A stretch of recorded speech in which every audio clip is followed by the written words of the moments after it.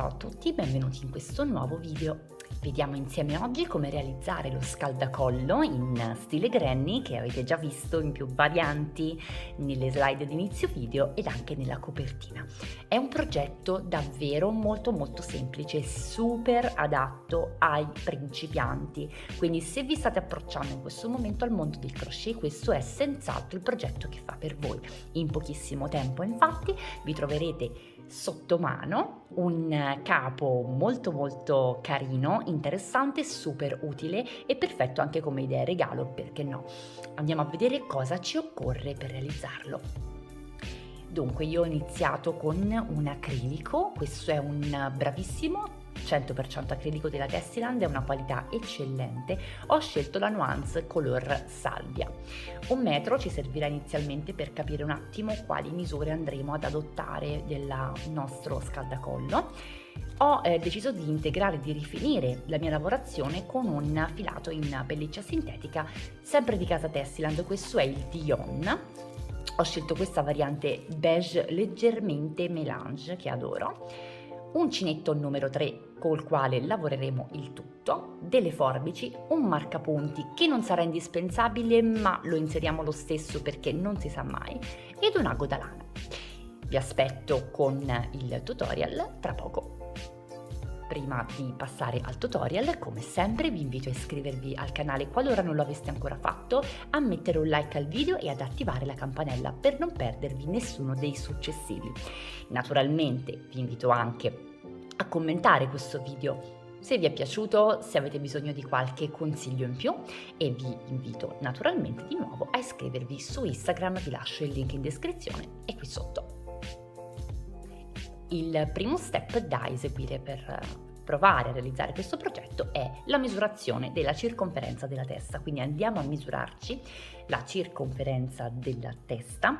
Naturalmente potremo anche andare ad approcciarci alle tabelle che troviamo su internet qualora questo scaldacollo non fosse per noi ma magari per un'altra persona, per un bambino, e quindi chiaramente le misure della testa saranno differenti, le possiamo approssimare. Naturalmente il progetto è un progetto che poi si va anche un pochino ad adattare, volendo farlo proprio preciso come nel mio caso. Io andrò a misurare la mia circonferenza della testa, che è di 47 cm, e vado ad eseguire una catenella che sia lunga equivalente, quindi che sia di, nel mio caso, 47 cm. Ho raggiunto la misura della circonferenza della mia testa. Contando le catenelle io devo avere un multiplo di 3 più 1. Cosa vuol dire? Nel mio caso, per raggiungere la mia misura, la mia circonferenza, io ho impiegato 86 catenelle. 86 catenelle non è un multiplo di 3, quindi devo andare ad aggiungere o a togliere delle catenelle per arrivare al più vicino multiplo di 3. Nel mio caso il multiplo di 3 più vicino ad 86 è 87, quindi io vado ad aggiungere semplicemente una catenella. Il multiplo di lavorazione è 3 più 1, quindi raggiunto il numero multiplo di 3 vado ad aggiungere il mio più 1, quindi la mia catenella. A questo punto vado a chiudere le catenelle in cerchio. Per chi fosse nuovo, ci sono dei trucchetti che ho pubblicato nel mio canale per trovarci già da subito con una catenella anche piuttosto lunga già sul dritto. Mi vado ad inserire con l'uncinetto nel primo punto e vado a chiudermi in cerchio. Quindi mi raccomando, controllate che la catenella sia sul dritto. Una volta eseguita questa operazione, andiamo a fare un 3 catenelle, 2 e 3, ci alziamo subito con 3 catenelle ed andiamo nella successiva catenella, filo sull'uncinetto, allargo un po' l'inquadratura, forse stringo un po' l'inquadratura, perdono, vado con il filo sull'uncinetto nella successiva catenella ed eseguo una maglia alta. Successiva catenella, filo sull'uncinetto, vado ad eseguire un'altra maglia alta. In questo modo le prime 3 catenelle sostituiscono la prima maglia alta, ho eseguito un primo gruppo di 3 maglie alte. Vado adesso ad eseguire una catenella e in concomitanza salto la catenella sottostante, creando di fatto un piccolo spazio.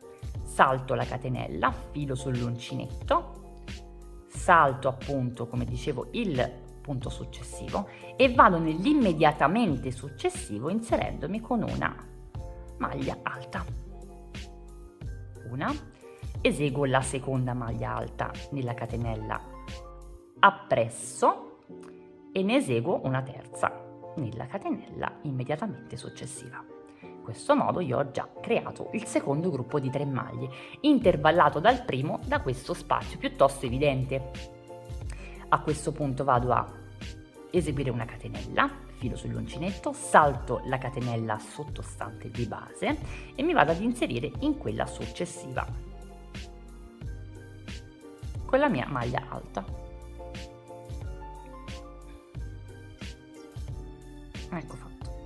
Proseguo la lavorazione con una seconda maglia alta in concomitanza della catenella successiva ed eseguo anche una terza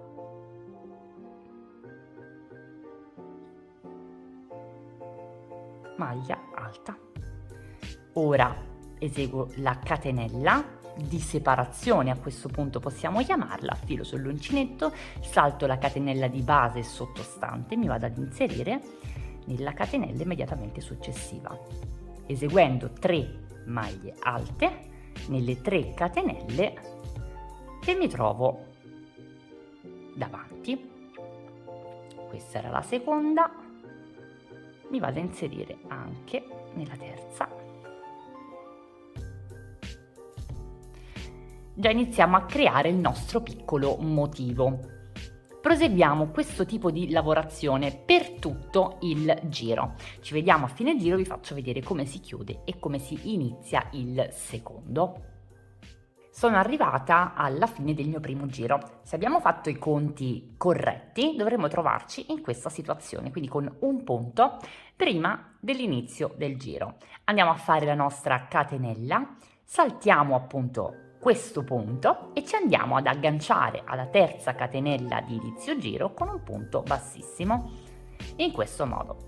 Ora noi non andremo ad alzarci direttamente da qui perché il punto granny, il motivo granny è un motivo alternato, quindi andiamo a camminare con il nostro punto bassissimo fino ad arrivare al primo spazietto, eccolo qui, al primo spazietto utile. Quindi facciamo un punto bassissimo, un secondo punto bassissimo e con il nostro terzo punto bassissimo ci troviamo all'interno del primo, chiamiamolo archetto, del primo spazio.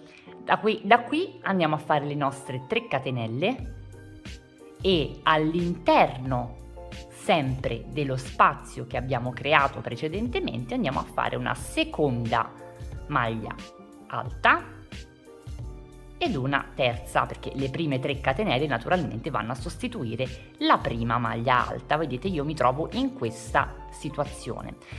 In questo caso, vedete, il marker è marginale perché è palese che il secondo giro inizi dove si alza il lavoro. Come andiamo a procedere? Esattamente come nel giro precedente. Quindi una catenella, invece di saltare una catenella sotto, saltiamo tutto il motivo e con un punto alto, quindi con il filo sull'uncinetto, andiamo ad agganciarci direttamente nel foro successivo, eseguendo una maglia alta. Una seconda, sempre nello spazio, ed una terza, sempre nello spazio. 3 maglie alte.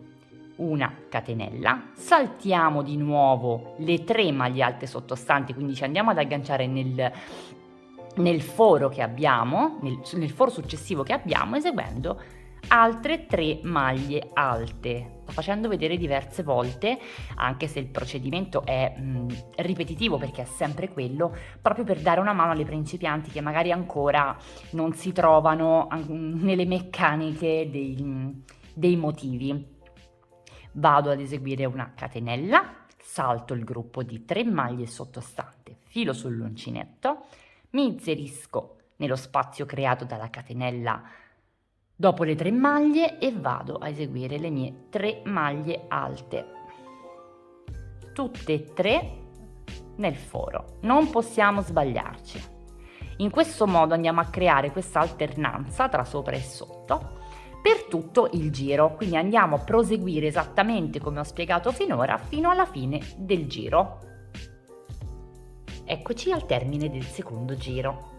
Ho già eseguito la mia catenella, salto questo blocco e mi vado ad agganciare con un punto bassissimo nella terza catenella che corrisponde al primo punto del giro precedente. In questo modo procedo esattamente come nel giro precedente, quindi mi vado ad allungare, mi avvicino al primo spazio utile con i miei punti bassissimi. Eseguo il primo, eseguo il secondo, con il terzo mi porto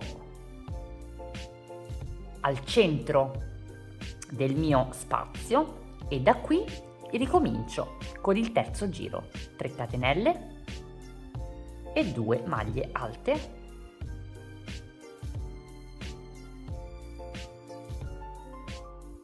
eccoci, catenella di separazione, salto il blocco di 3 maglie alte sottostante, mi reinserisco filo sull'uncinetto nello spazio adiacente e vado ad eseguire le mie 3 maglie alte e 3,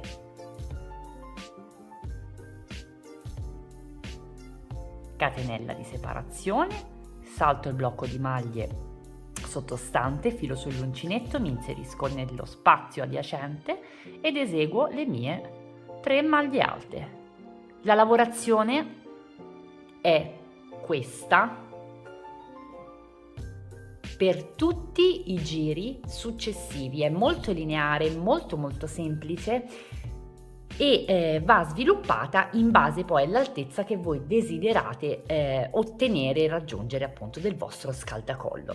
Io mi interrompo qui e vi faccio andare avanti da soli, potete tranquillamente mettere indietro se c'è qualche passaggio che non vi è chiaro, naturalmente vi aspetto nei commenti per qualunque tipo di consiglio in più, di spiegazione. Ci vediamo al raggiungimento della nostra altezza, così vediamo come andare a rifinire il nostro lavoro. Dopo qualche giro io sono arrivata ad un'altezza di 17 cm e mezzo. Vi dico anche quanti giri ho fatto: 1, 2, 3, 4, 5, 6, 7, 8, 9, 10, 11, 12, 13, 14 giri. A questo punto il mio scaldacollo è pronto, quantomeno il mio corpo principale, perché ovviamente qualche centimetro poi andrà aggiunto dal nostro filato in eco pelliccia. Cosa andiamo a fare? Una volta raggiunta la lunghezza desiderata, andiamo semplicemente a eseguire la nostra catenella di sicurezza, chiudendo naturalmente il lavoro sulla terza catenella dell'inizio del giro. Facciamo una catenella di sicurezza, andiamo a tagliare il nostro filo, ecco qui, con il nostro ago da lana andiamo a nascondere